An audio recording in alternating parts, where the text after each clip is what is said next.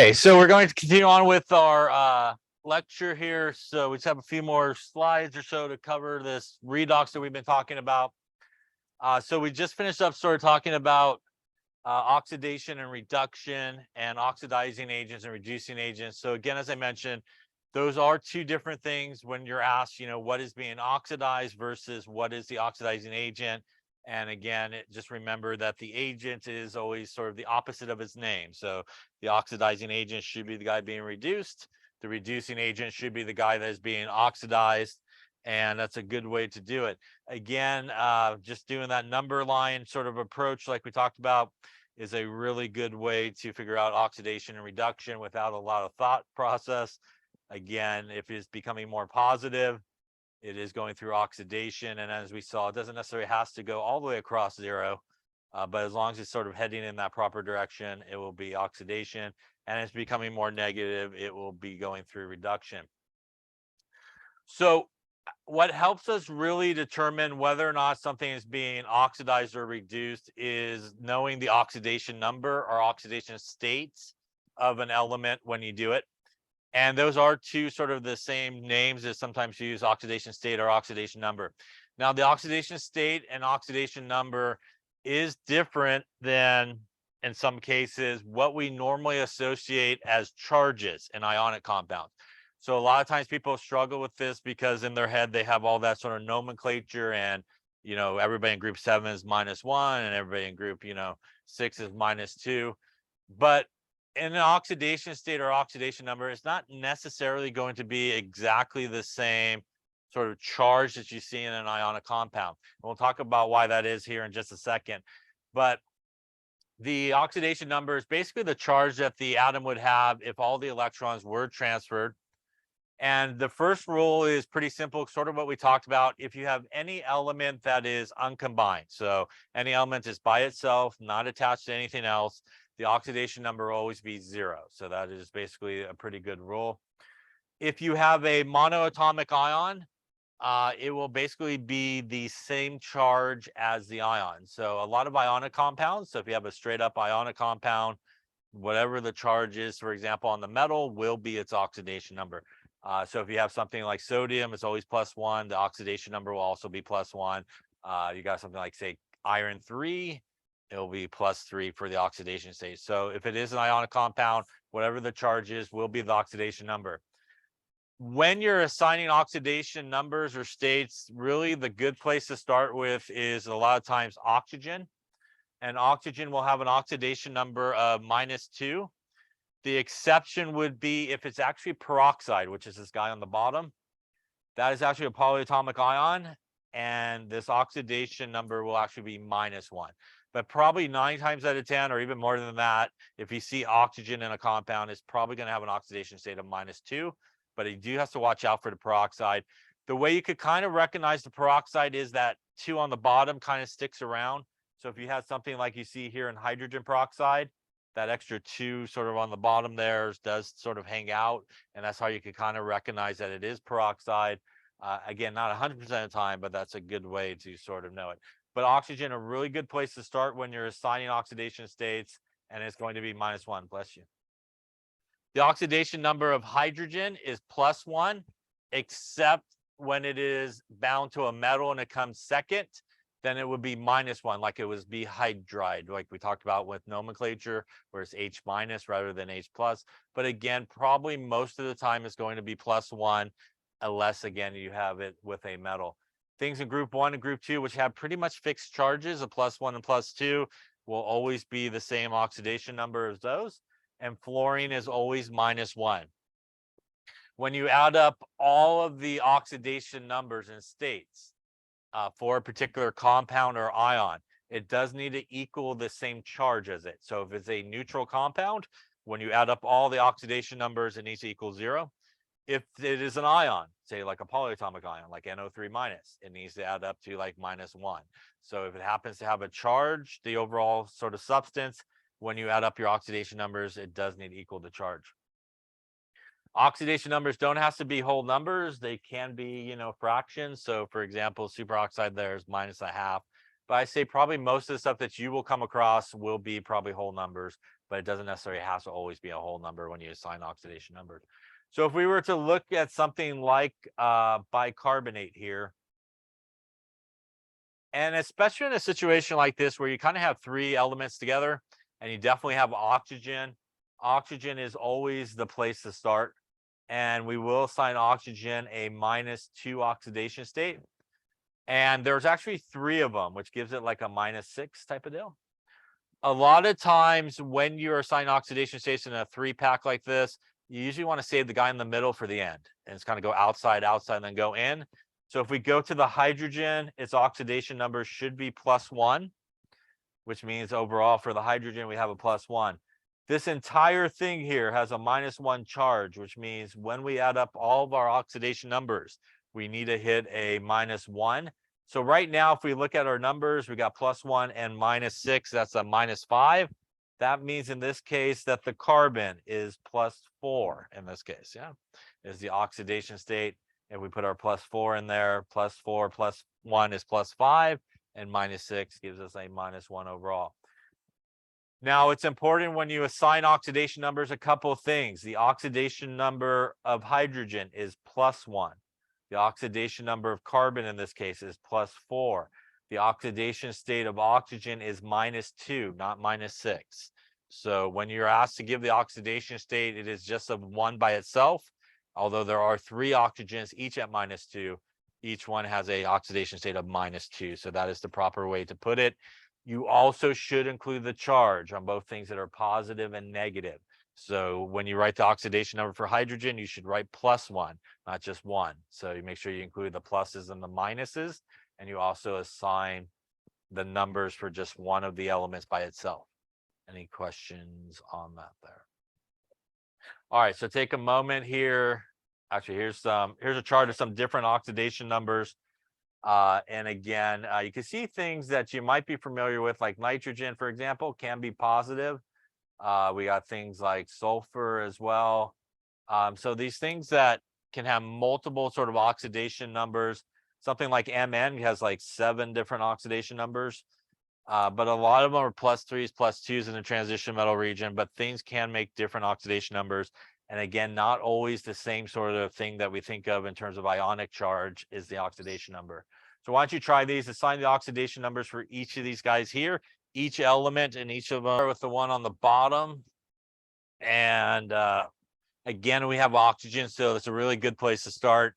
Oxidation number of oxygen here is going to be -2. And there are 3 of them, which gives us kind of an overall -6 sort of contributed by the oxygen.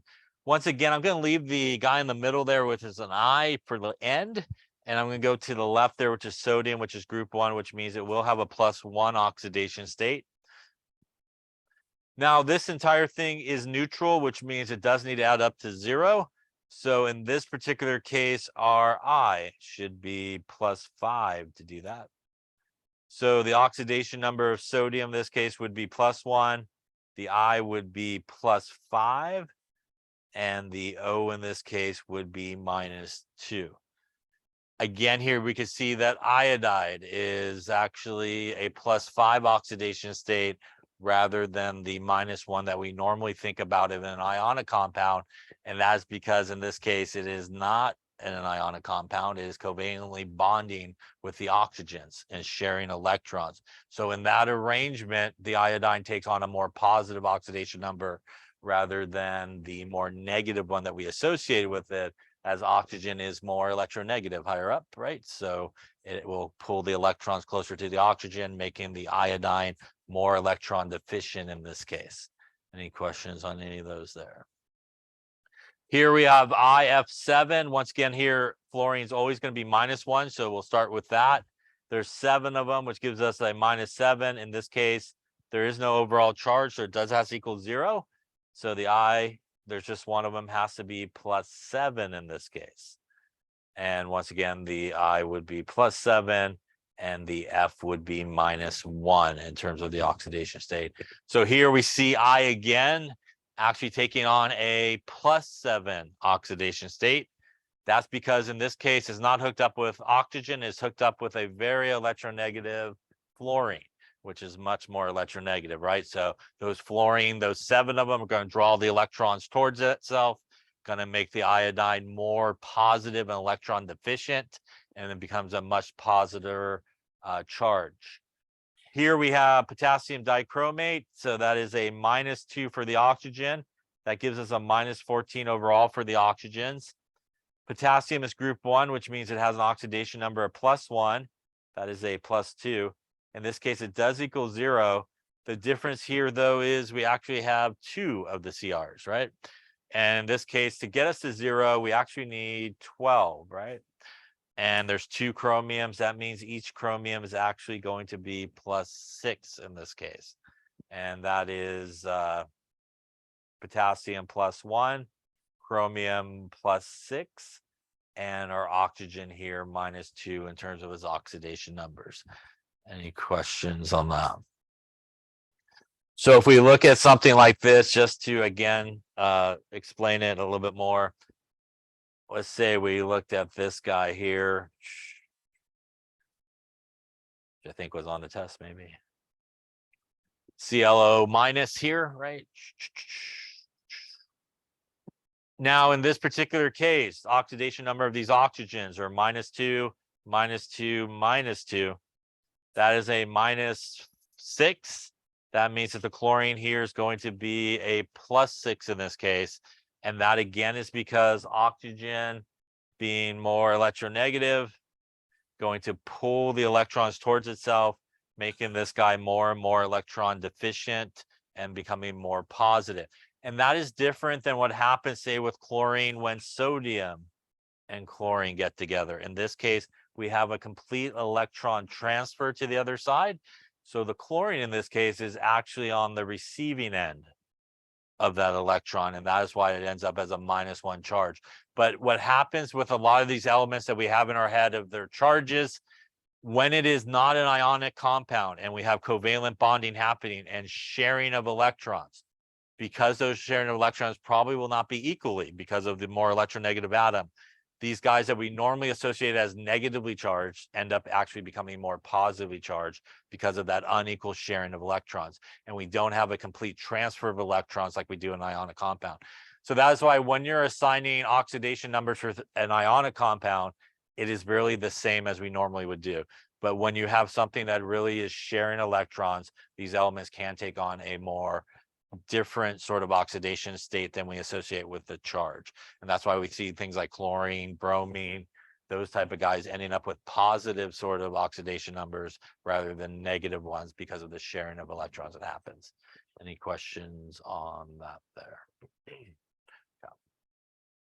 So then let's talk a little bit more about more ways to classify these reactions. So as we talked about earlier, what we are talking about now are redox reactions, which really the reason is an electron transfer of what is happening.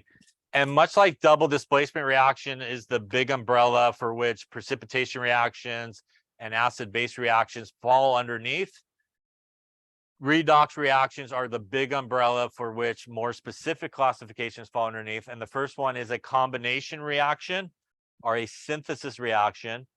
And this is a redox reaction. The general form for a synthesis or combination is 2 things make 1 thing, basically, right? So combining them together or synthesizing them together. And this is aluminum plus bromine makes aluminum bromide. This is also a redox reaction. The aluminum here has a 0 oxidation state. The bromine has a 0 oxidation state because that is naturally how it comes. When our metal and non-metal come together, we're going to get an ionic compound and an electron transfer, which means that the aluminum here is +3 and the bromine here is -1 in terms of its oxidation state. And if we follow what is going on, the aluminum starts at 0, ends at +3. It is being oxidized. The bromine starts at 0, ends at -1. It is being reduced. That means in this particular case, my reducing agent is which thing? My reducing agent is the aluminum. Yes, this is my oxidizing agent in this case. So this is a redox reaction. It could also be more specifically classified as a synthesis or combination reaction that is taking place. Any questions on that there? Now, the opposite pretty much of a decomposition reaction, I'm sorry, of a combination reaction is a decomposition reaction. And a decomposition reaction, basically take one thing and make a couple of things or multiple things. So this is one thing that breaks apart into multiple things. It's really kind of the opposite of putting it together. And in this case, we have some potassium chlorate, which will make some potassium chloride and some oxygen. This is also a redox reaction. The potassium here, the oxygen is -2. That's a -6. The potassium is +1. And in this case, the chlorine is +5 in this case, in terms of its oxidation number to get to 0. On the right-hand side, that's an ionic compound, which means these guys are going to make the normal charges. So chlorine is -1, and that is +1, and oxygen is 0 in this case. So in this particular case, what we see happening is it is the chlorine going from +5, which is over here, to on the right-hand side, -1. So it is definitely being reduced in this case as it is becoming more negative. It is the oxygen on the left-hand side, starting at -2, going to 0, which means it's becoming more positive and is being oxidized. So in this case, it is the chlorine that is our oxidizing agent, and it is the oxygen that is our reducing agent. Is there anything happening with the potassium? There is nothing happening with the potassium. It's +1 on the left, +1 on the right. It is a spectator ion. It's just there to balance out the charge. Nothing's happening with it. It's not changing in this case. So combination, you put it together. Decomposition, you break it apart. They are both, in essence, redox reactions, and you could classify them as a redox reaction. You could obviously classify it more specifically as a combination or a decomposition reaction. Any questions on that there? All right. Another type of combustion, another type of redox reaction is a combustion reaction. And there is really two types of combustion reactions.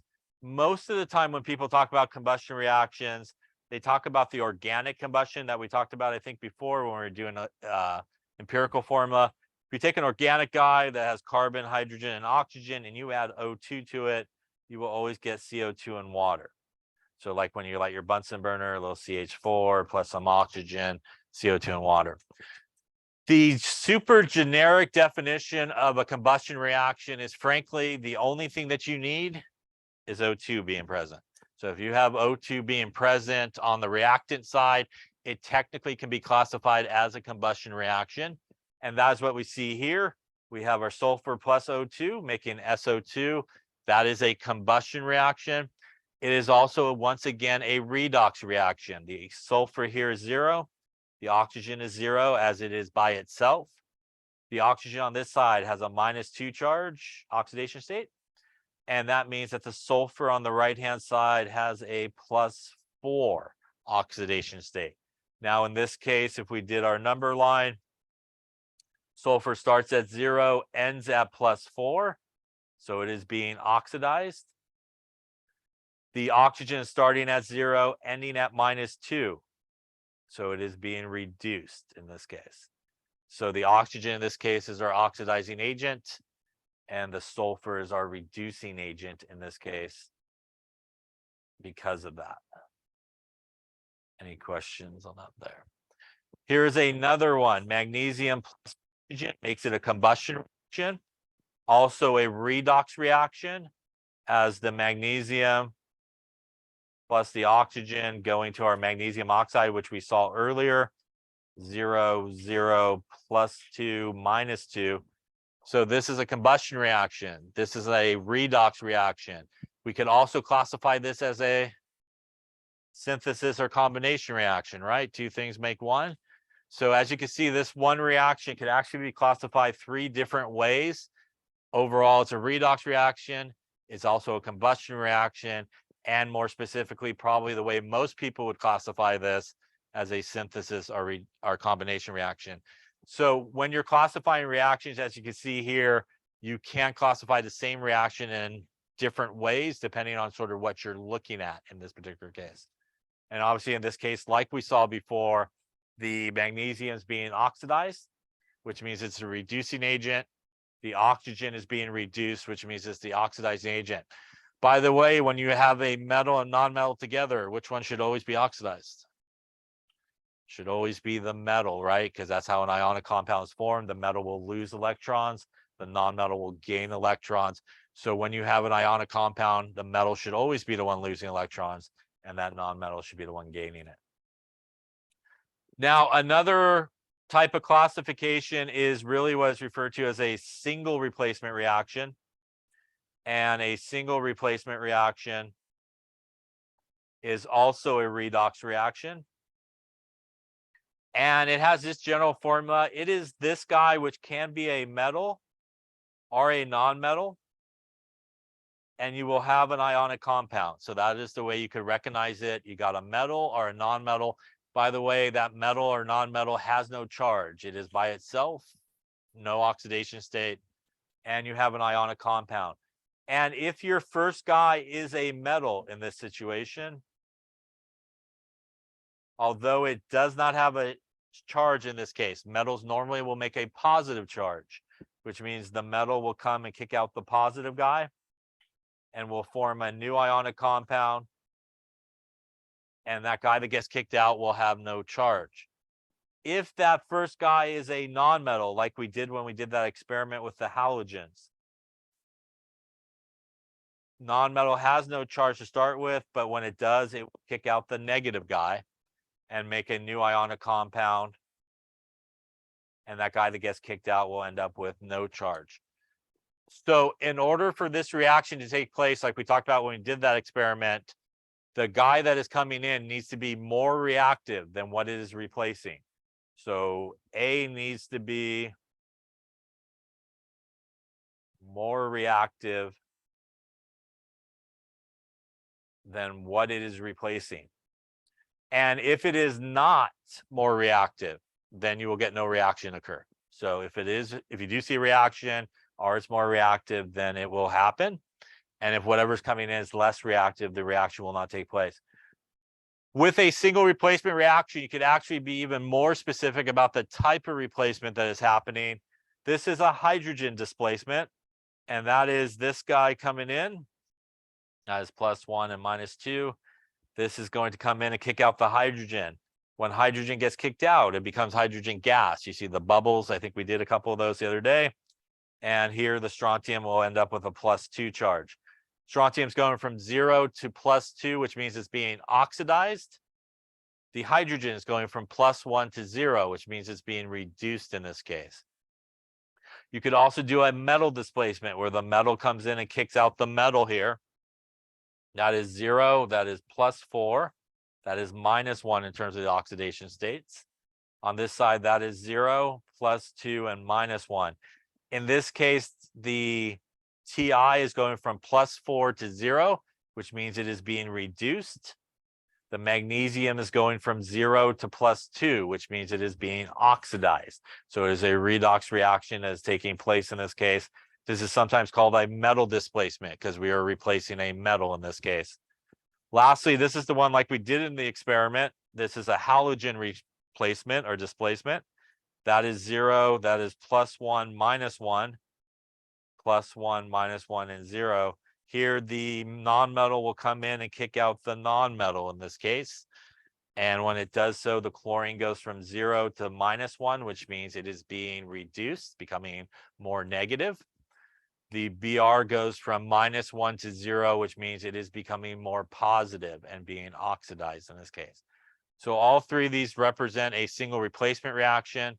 All three of these represent a redox reaction that is taking place as well. Any questions on any of those? So how do you know whether or not a reaction will take place? You could kind of use what is sometimes referred to in some books and some tables as an activity series. And in a basic activity series, there's just a list of elements, and usually hydrogen is somewhere there. And pretty much anybody that is higher on the list is more reactive than anybody lower on the list. So usually anyone higher on the list is more reactive than lower on the list. And that means anybody higher on the list will replace anybody lower, and vice versa. Anything lower on the list is less reactive than anybody higher on the list. So that reaction would not take place. So for example, here, if we do calcium, this is a more expanded sort of activity series where it tells you specifically what you need. Do you need acid or do you need water for it to sort of take place? So if you take calcium, it's going to want to replace the positive hydrogen in this case. And again, we can see calcium up here. All you need is cold water to do that. So this reaction will take place. Calcium is more reactive than the hydrogen in this case. Calcium and water does sort of react pretty good with each other.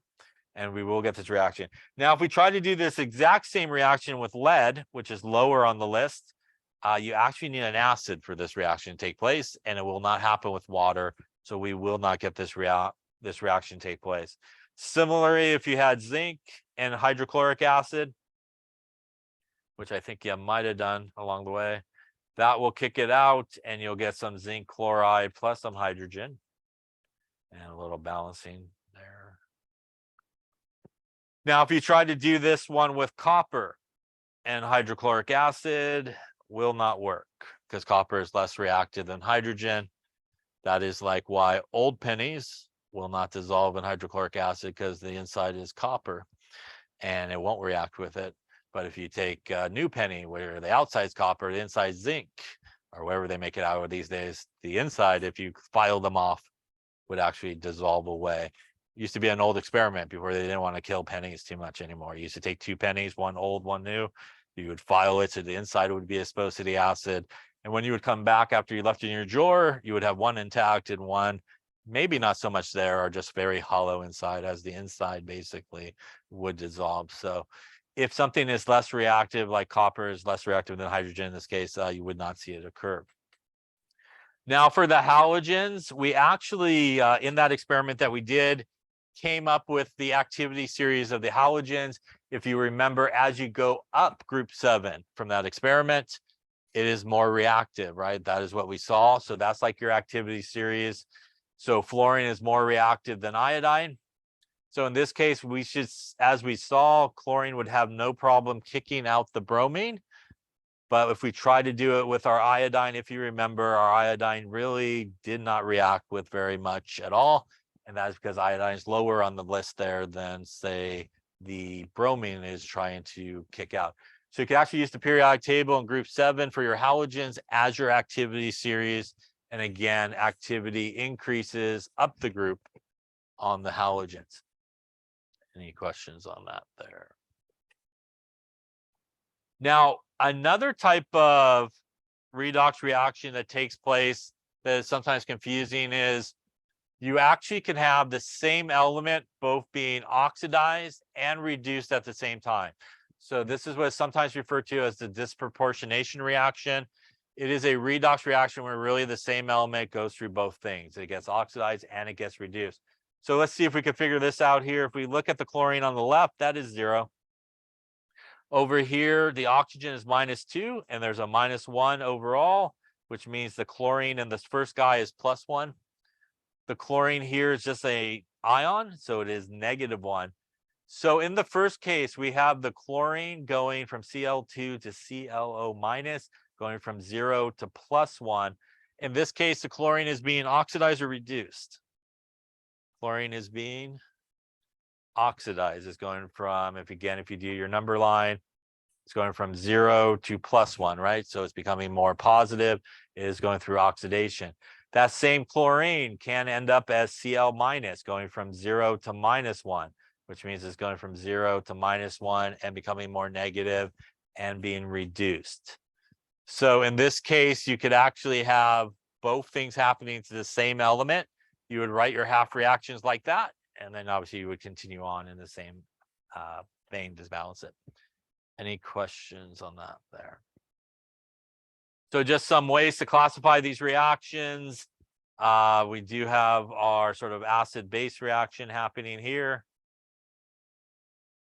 This could be our double displacement, our precipitation reaction, as that will make a precipitate, as we saw earlier. This is our single replacement, more specifically hydrogen displacement reaction that's happening, and that is a synthesis, our combination, our redox reaction that is taking place.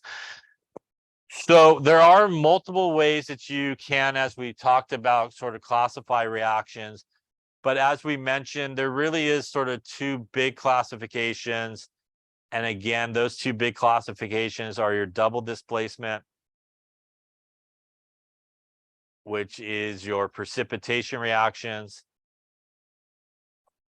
and your acid-base reactions. By the way, there is no redox happening with these. Yes, the oxidation stays, everybody stays the same. We're just switching ions in this case. On the redox, we have pretty much everybody else. You got your synthesis, you got your decomposition, you got your single replacement, you have your combustion reaction. And basically, these two big classifications account for, as we talked about, the three reasons why a reaction takes place. Once again, our solid being formed and water, and this guy for our electrons being transferred. Any questions on how to classify reactions or that redox stuff there? Okay, this wraps up this chapter.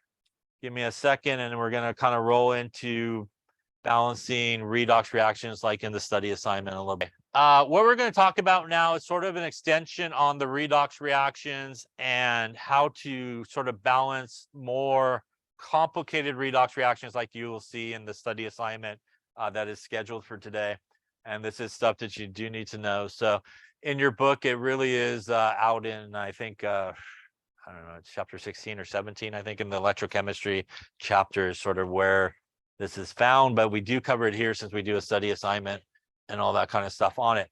So earlier, obviously, we talked about half reactions, and there's two types of half reactions. We have our oxidation half reaction, and in our oxidation half reaction, we could recognize it by the electrons being on the product side, like they were being given off.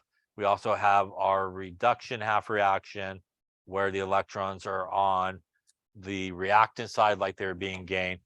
So when we go through this, we always want to make sure, as we talked about in very sort of basic, simple half reactions, that we have the same number of electrons on each side.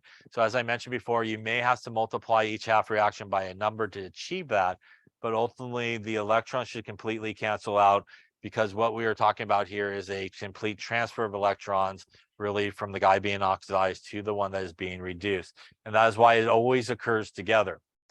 Now, when we actually have redox reactions in either acidic or basic conditions, we do have to do a lot more steps, or a few more steps, to balance them than just making sure we have the same number of electrons on each side. So we're going to go through these steps here, and then we'll do some examples so you can see how it all comes together. But basically, if you're going to balance in either acidic or basic conditions, we will start with acidic conditions. The first thing you want to do is really assign your oxidation numbers, our states. And what that's going to allow you to do is figure out, pretty much what is being oxidized and what is being reduced. And it's really important, especially when you're doing these types of sort of reactions, that you really have an understanding of what's being oxidized, what's being reduced, because you could get lost there very quickly and not really understand what's happening. It is also a good way to check yourself as you're doing these sort of problems to make sure you're actually doing them correctly at some point along the way. Once you've done that, you want to break apart the reaction into their half reactions. So at this point, you should break it apart into the oxidation half reaction and the reduction half reaction. So you should have, at this point, kind of like what we just see up there, two half reactions. One is the oxidation and one is the reduction half reaction. Once you do that, the next thing that you want to do is balance all elements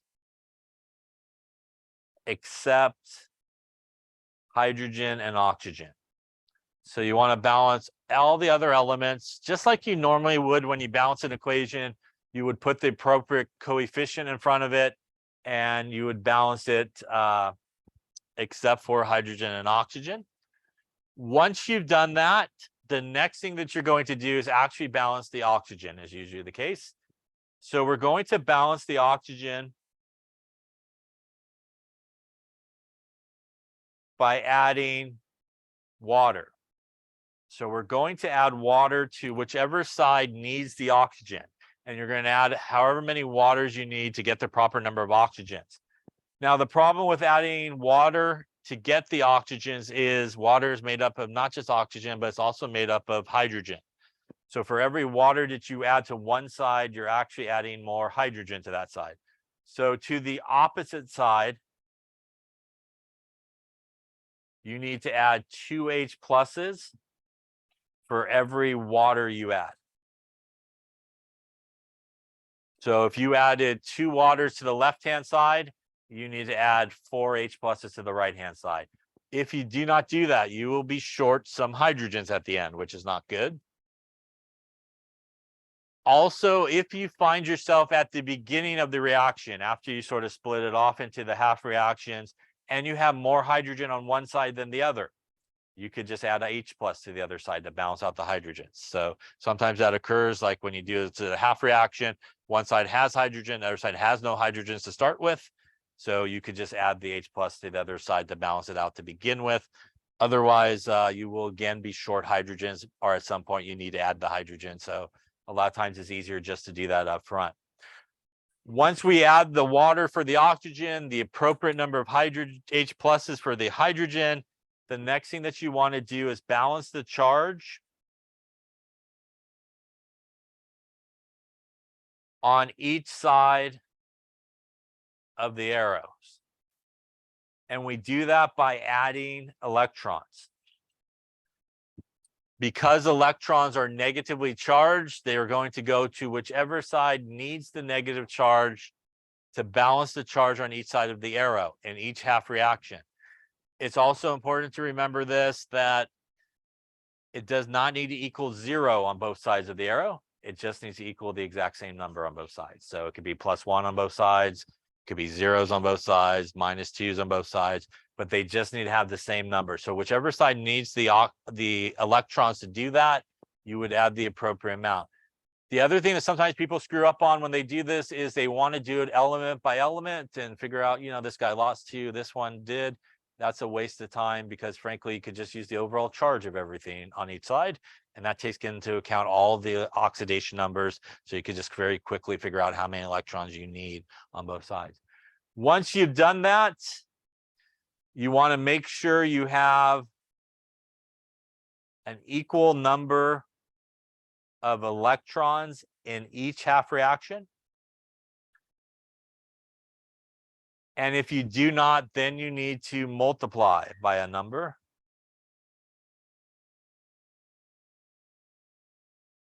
To get either both half reactions to have the same number of electrons. So again, this may require you to multiply by one number. One half reaction may require you to multiply both reactions by a number to do that. Once you have all that done, you're going to add both half reactions together. The electrons should cancel. And anything else, again, that's on opposite sides of the arrow that are the same, you could either cancel out or reduce down. If you do all of that, you will be in acidic conditions, and it should be balanced at that point. And the way that you know that it is balanced is it actually needs to be balanced in 2 different ways. In order for this to be balanced, you need to make sure that you have the same number of elements on both sides of the arrow, just like a normal equation. And you also need to have the same overall charge on both sides of the arrow. So when you add up all the charges on the left and all the charges on the right, they need to equal each other. So you got to have the same number of elements and the same charge on both sides of the arrows. If you get to the end and you do not have that, then you screwed up somewhere. So if you did it properly, you should have the same elements, just like a normal balance equation, and the same overall charge. Again, does not have to equal 0, the overall charge on both sides, but does need to be the same number on both sides. Any questions on that? Now, if you have basic, we'll talk about that here in just a second, but really the easiest thing to do is to do it acidic and then turn it into basic at the end, and we'll talk about how to do that. All right, that's a lot of words. Let's take a look at one together here and see how we go through these processes here. So we want to balance this guy here in acidic conditions. So the first thing I want to figure out is what is happening, what is being oxidized, what is being reduced. So in this case, my oxidation state of my iron is +2. We did this guy, I think, a second ago. So this is -2, and the chromium ends up at +6. The iron here is +3, and the chromium is +3. So if we look at what's going on here with our elements, our iron is starting at +2 and ending at +3, which means our iron is actually being oxidized in this case. Our chromium is starting at +6, which is over here, and ending at +3, which is moving in that direction and being reduced. That also means in this case that the iron, which is being oxidized, is my reducing agent. It is the chromium here that is my oxidizing agent in this case. Yeah. Any questions on how to assign that? Once you have that, the next thing you want to do is break it off into your half reaction. So that's going to be iron with a +2 going to iron with a +3. Don't overcomplicate it. Pick the two things that are related to each other. So they both are iron, so put them together. The other two things have chromium in it, so put those two things together. So that's going to be chromium dichromate going to chromium with a +3 charge. Any questions so far on that?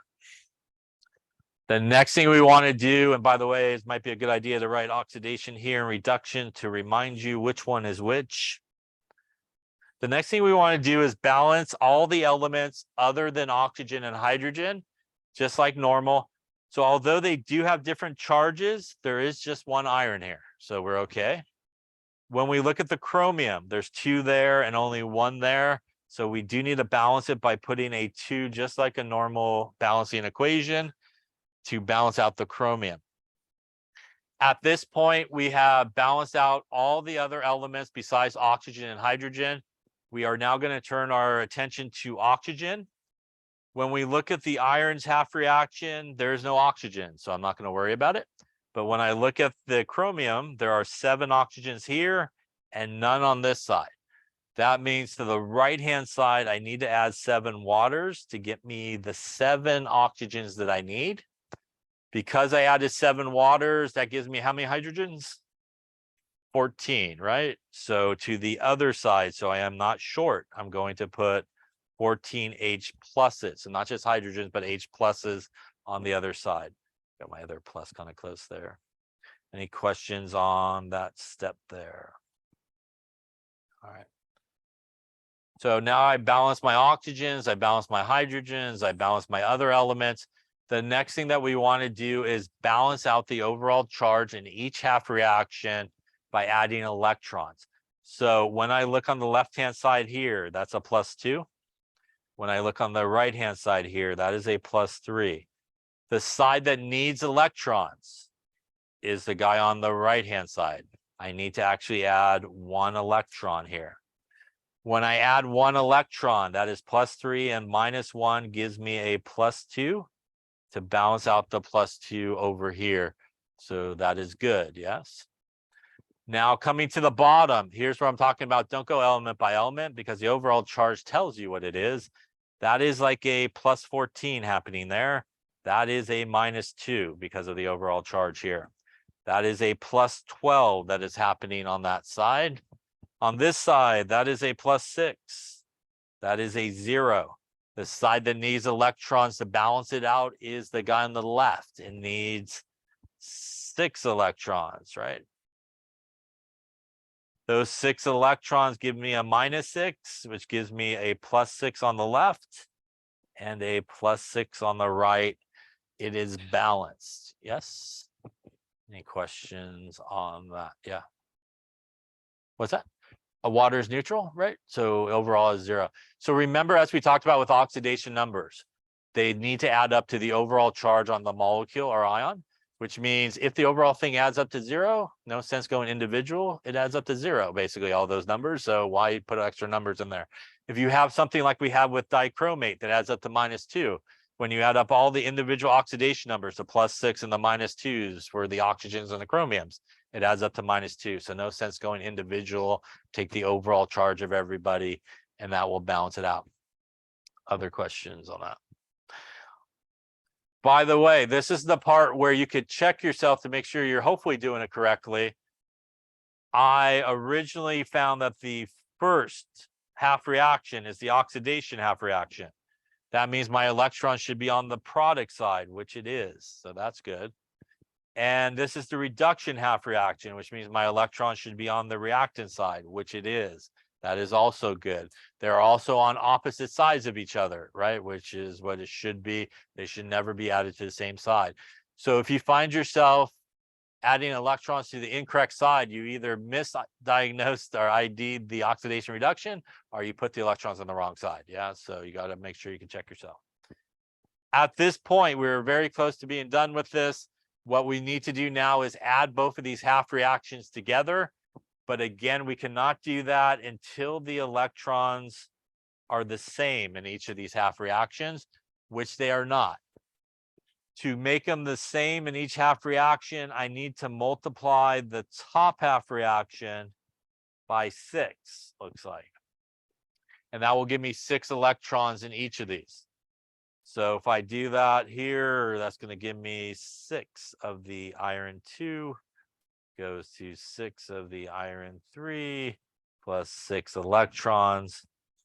And on the bottom there, we have 6 electrons plus 14 H pluses,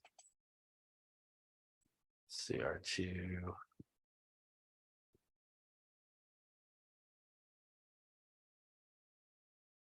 Two Cr3.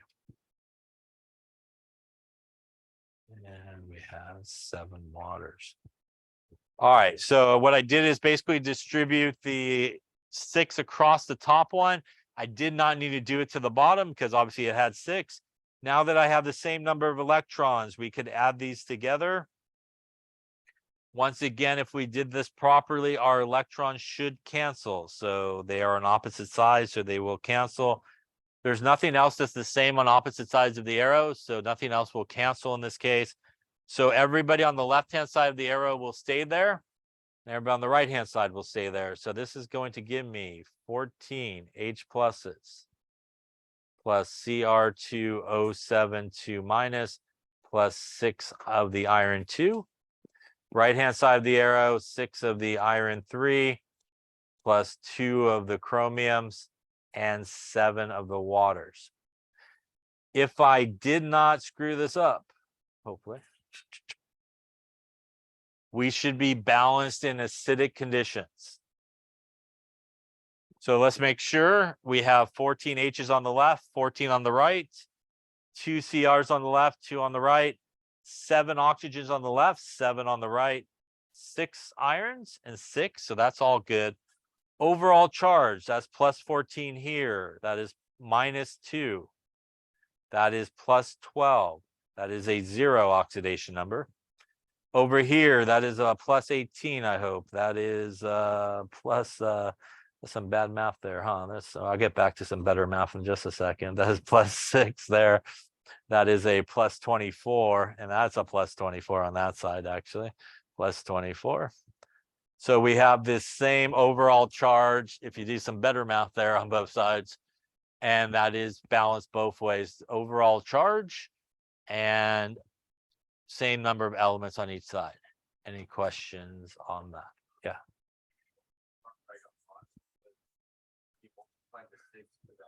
Yeah. I did that because at this point, let me just kind of get rid of all the other scribbles here.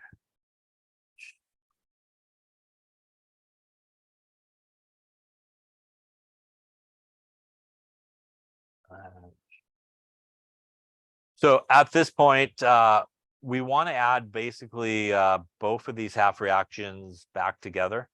But before we could do that, the electrons in each of them has to be the same number so that they completely cancel. And that's the purpose of the redox reaction, is however many electrons somebody loses will be the exact same amount that somebody gains. So in this case, the top one, we really only had 1 electron, and the bottom half reaction, we had 6. So to get the top guy to have 6 electrons, that's why we had to multiply the top one by 6. And didn't have to actually, in this case, to do anything to the bottom. In some cases, you will have to multiply both of the half reactions by it. So for example, if the bottom one was 2 electrons, the top one was 3 electrons, we would need to get to 6 for both of them, right? And we have to multiply the top guy by 2 and the bottom guy by 3. So sometimes you may just need to multiply by one of them by a number. Sometimes you may need to multiply both half reaction by a number. And sometimes you may not even have to multiply because they'll both be the same number of electrons. So those are sort of your 3 options. Yeah, other questions? All right, so this is balanced in acidic conditions. Now, if we wanted to balance this guy in basic conditions, there are a couple ways you could do it, but pretty much the easiest way to do it is what we just did. So you basically just balance it like it's in acidic conditions. Once you get done with balancing in acidic conditions, you could then turn it into basic. And to turn it into basic conditions, you're going to add OH minus to both sides. And the amount of OH minus you're going to add to both sides is going to be equal to the number of H pluses you have. So in this equation that's balanced in acidic, you will have H plus there, and you're going to add an equal number of OH minuses to both sides. So to do that, let me just show you down here. I'm just going to recopy our acidic equation. So our acidic equation was 14 H pluses, our Cr2O72 minus, plus our iron gives me this.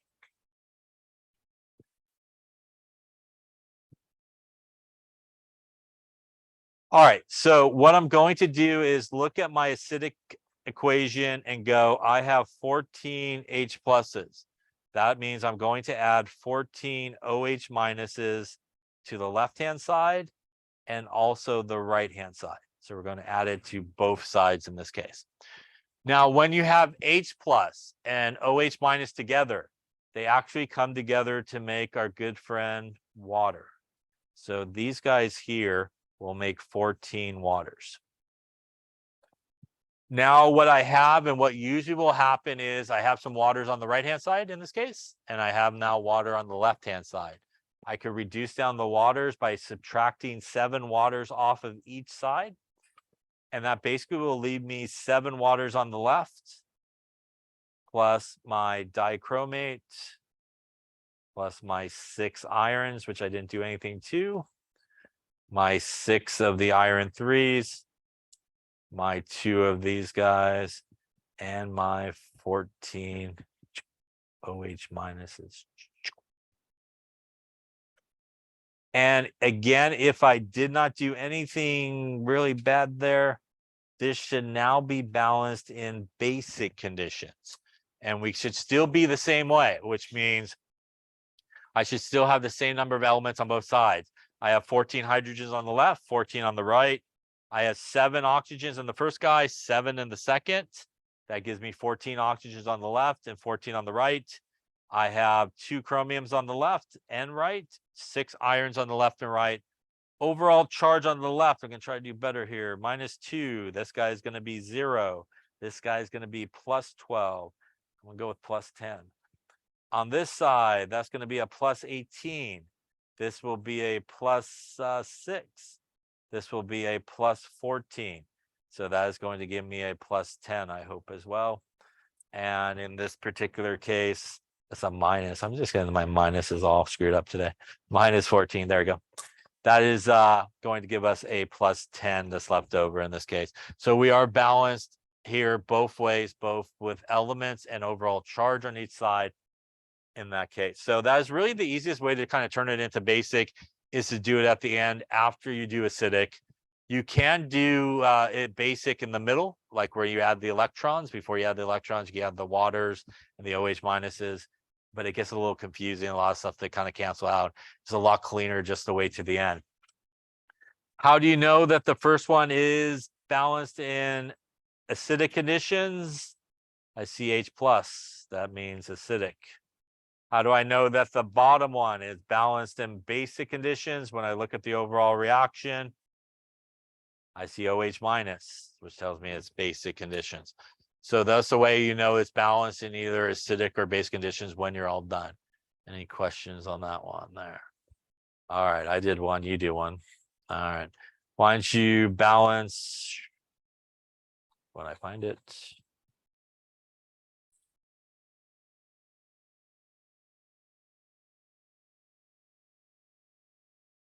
All right, why don't you balance this guy in basic conditions and see what you come up with?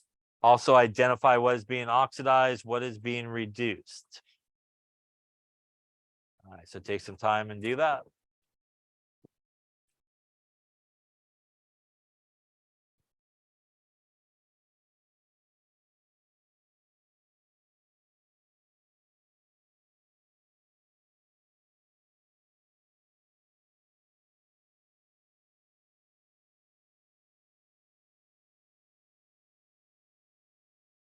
All right, let's take a look, see how you're doing here.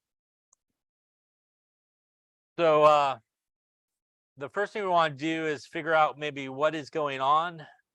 So if we look at this equation here,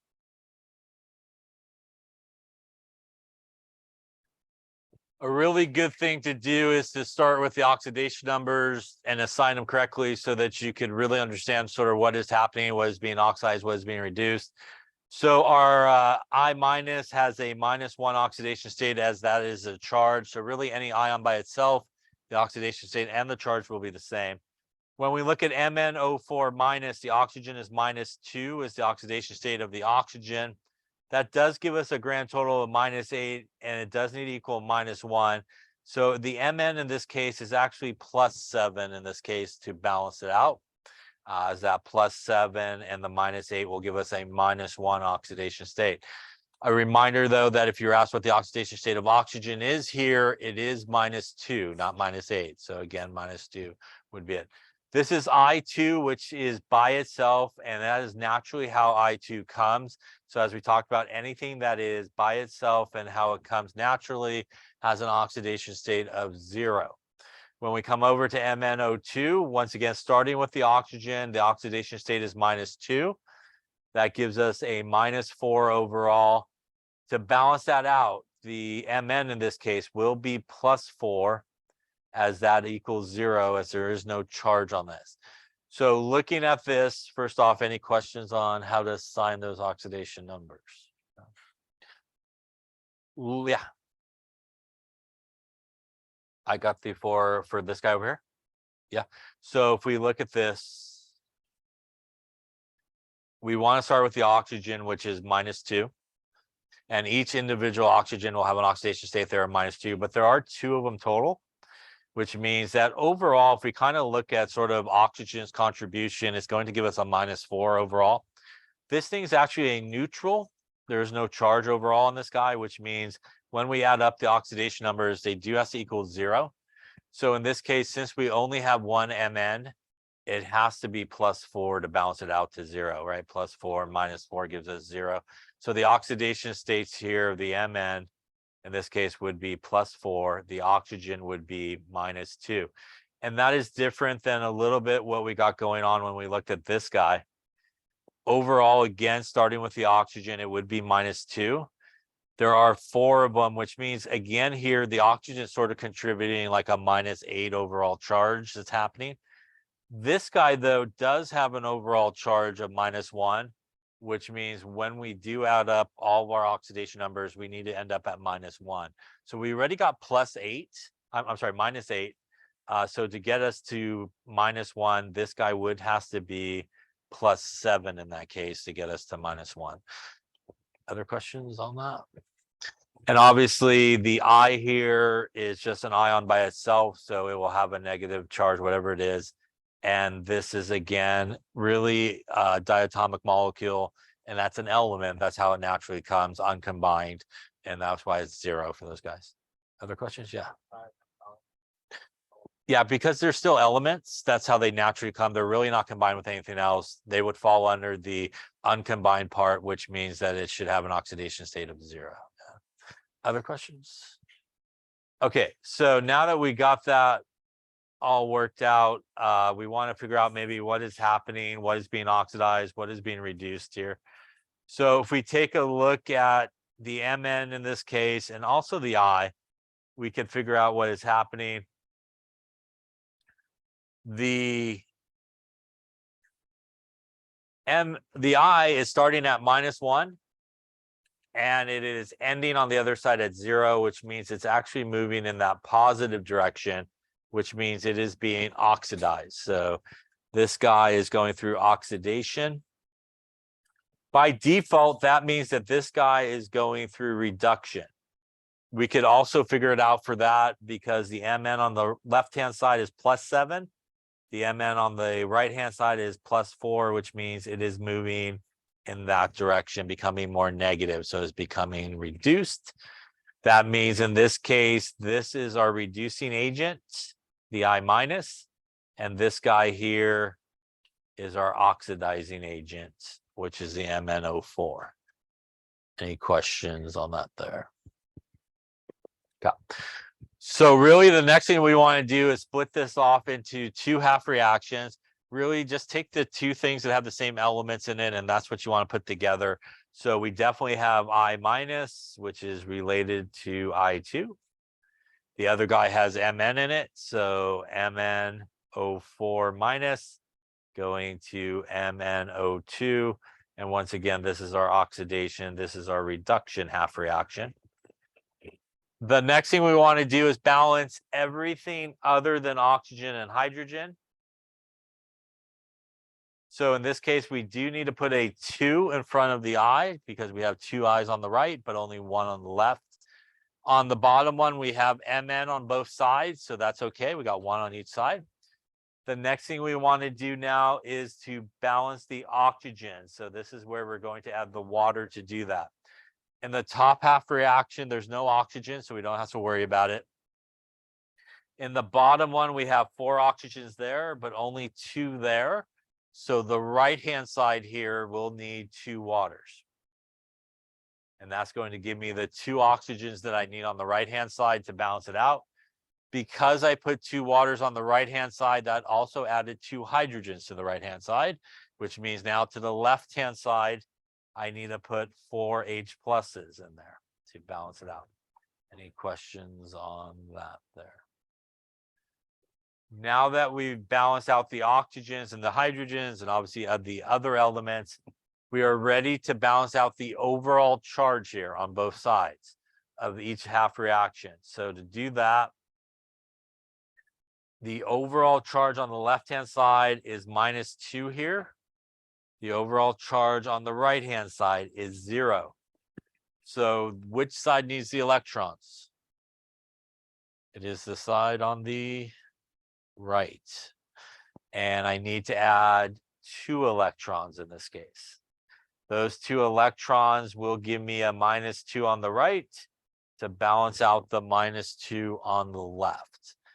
Any questions on that there? On the left-hand side, we have +4 from this guy. Once again, this entire thing has a -1 charge. That means that the left-hand side here really has like a +3 happening. Right-hand side, this guy is 0. This guy is also 0 overall. That means that we have 0. In this case, the side that needs the electrons is the left-hand side, and it actually needs 3 electrons in this case. I didn't leave myself a lot of room, so I'm going to try to squeeze that in there, but we'll pop the 3 electrons right there. So the 3 electrons give me a -3, which gives me a 0 on the left-hand side and a 0 on the right-hand side. Any questions on that so far? At this point, we're almost ready to add these half reactions back together. But before we could do that, the electrons need to be the exact same number in each half reaction, which they are not in this case. The top guy has 2 electrons. The bottom one has 3. The common number between 2 and 3 is 6. So we basically want to get both of those guys to 6 electrons.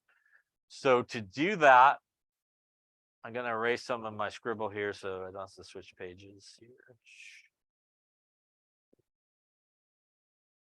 So to do that, what we're going to have to do is multiply the top half reaction by 3 and the bottom half reaction by 2.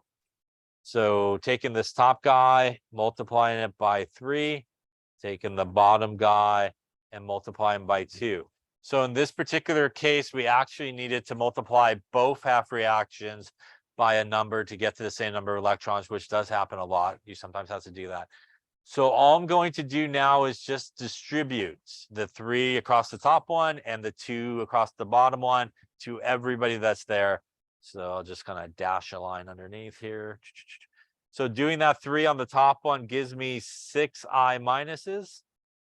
Goes to 3I2 plus 6 electrons. Distributing the 2 on the bottom gives me 8 H pluses plus 2 of the MnO4 minus plus 6 electrons. Go to 2 of the MnO2 plus 4 waters. At this point, I now have the same number of electrons in each half reaction. They should cancel. So the 6 on the right cancel, the 6 on the left cancel. By the way, we knew that this was our oxidation half reaction, right? So we added the electrons to the correct side. We knew that this was our reduction half reaction, right? So we added them to the same opposite side, or the correct side in this case. Always should be opposites of each other. In this case, there's nothing else that's going to cancel. So carrying down everything on the left-hand side, 8 H pluses plus 2 MnO4 minus plus 6 I minus gives me 3 of the I2 plus 2 of the MnO2 and 4 waters. Once again here, everybody on the left stays on the left, everybody on the right stays on the right. If I did this correctly, this would be the balanced equation in acidic conditions, which is not what we want. We want basic. But if we did want acidic, this should be it. And we could just verify real quick just to make sure we didn't mess up anything. 8 hydrogen on the left, 8 on the right, 2 MNs on the left, 2 on the right, 8 oxygens on the left, 4 and 4 on the right, 6 iodines on both. Overall charge on the left at this point is +8 from the first guy, and -8 from the next 2 is 0 and 0 on the right. So it is balanced in acidic conditions. It is balanced both in charge and number of elements on each side. First off, any questions on that there? Now, because we did want basic, what we would do at this point is take that equation that we have on the bottom and now basically just turn it into a basic.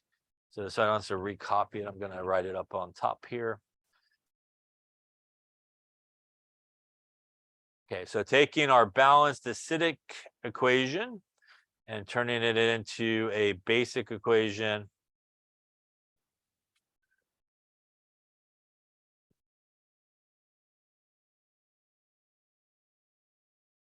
So let us do that. Okay, so just recopying the acidic 8H pluses plus 2 MnO4 minus plus 6 of the iodide gives me 3 of the I2 plus 2 of the MnO2 and 4 of the water. Now remember, to turn it into basic, what we're going to add is OH minus to both sides, and the amount of OH minus is equal to the amount of H plus that we have. So in this case, we have 8 H pluses, which means to the left-hand side, we're going to add 8 OH minuses, and to the right-hand side here, 8 OH minuses. On the side always where you have H plus and OH minus, they will come together to make water. In this case, it will make 8 waters, equal to the number, basically. That means that our water on the right will cancel out with our water on the left, not completely. There's 4 and 8. So that will leave us 4 waters on the left, plus our 2 MnO4 minus, plus our 6 of the iodide gives me 3 of these plus 2 of those and 8 of those there. And this should be now balanced in basic conditions. And once again, we should be balanced both ways. I got 8 hydrogens on the left and right. I have 12 oxygens on the left. 4 and 8 is 12 on the right. 2 MNs, 6 iodides. Overall charge over here, 0, -2, -6, -8. Overall charge here, 0, 0, -8. It is balanced on both sides in terms of the charges.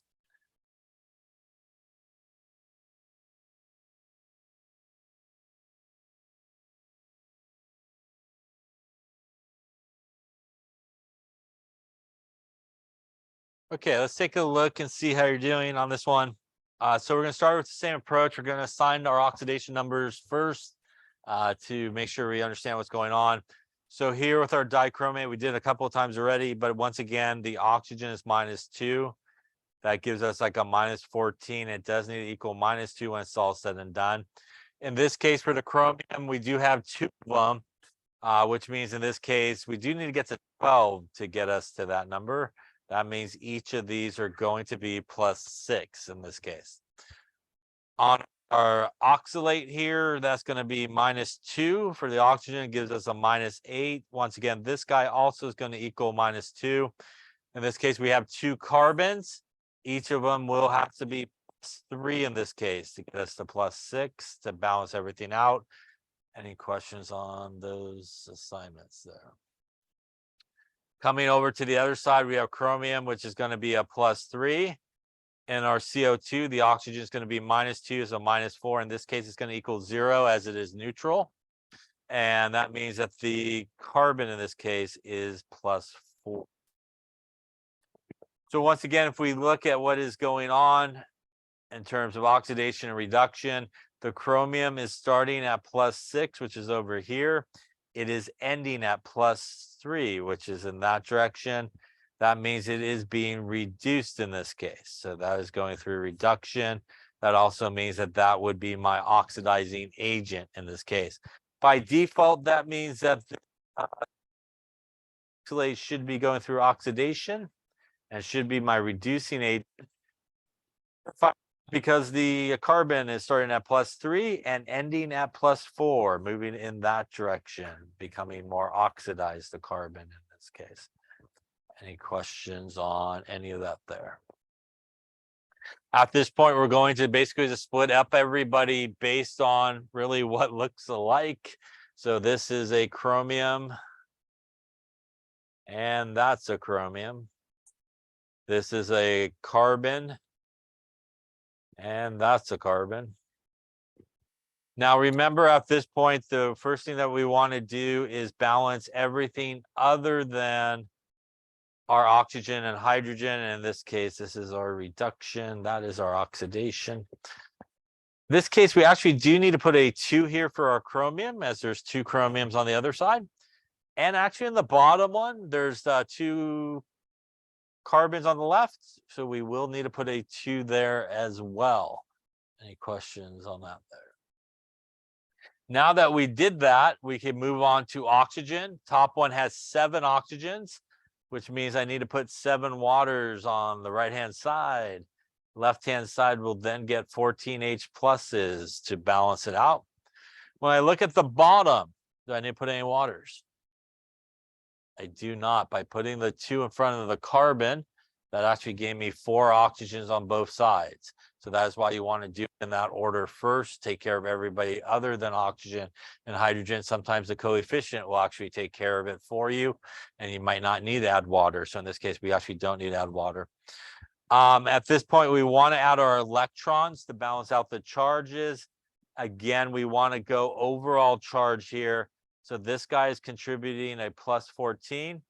This whole entire thing is a -2, which means we have a +12 happening over here.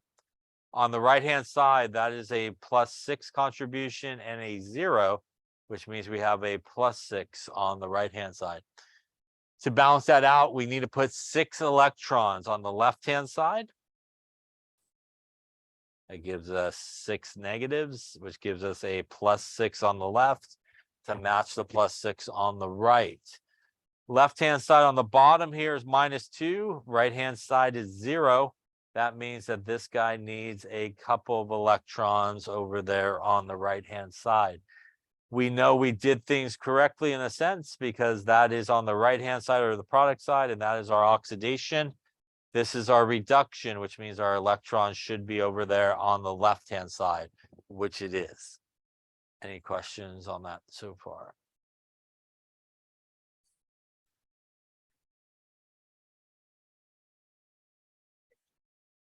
Sit.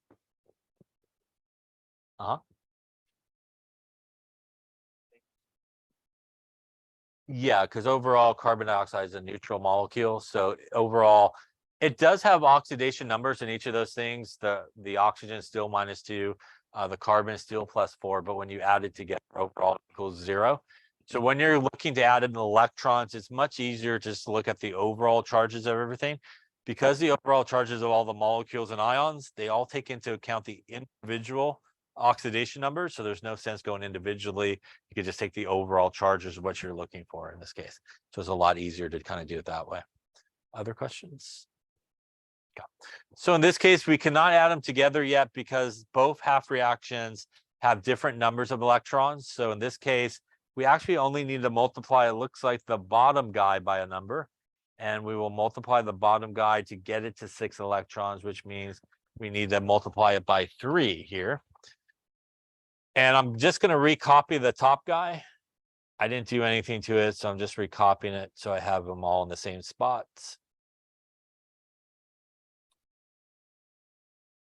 And now I'm going to distribute that 3 on the bottom, which will give me 3 of these. Will give me 6 of the CO2s and 6 electrons. Now I should be able to add these together, and like normal, once again, my electrons should completely cancel out. And in this case, that looks like everything that should cancel. So everybody on the left-hand side of the arrow stays there. So that will give me 14 H pluses plus Cr2O7 2 minus plus 3 of my oxalates. Goes to 2 of these plus 7 of those and 6 of the CO2. And since we are doing an acidic, this should be balanced. By the way, I know it's acidic once again because of these H pluses that are there.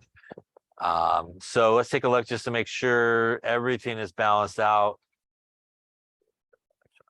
So in this case, on the left-hand side, we have 14 H pluses. On the right-hand side, we have 14. We have 2 CRs on both sides.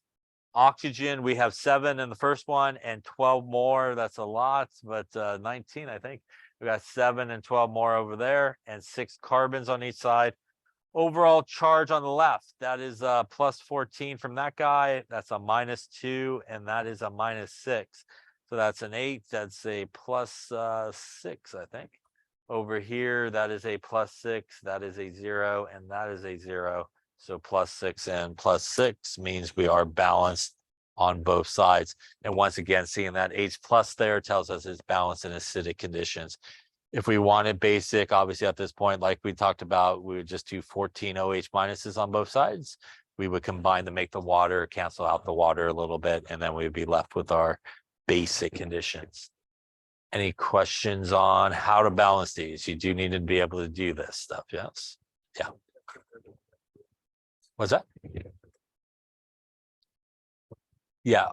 Overall in any redox equation that you're balancing, they always has to be pretty much balanced in 2 ways. One way, like a normal equation, you have the exact same number of elements on both sides.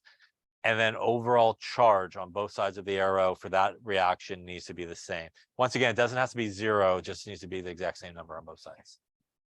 Other questions? All right, so we will stop there and now talk specifically about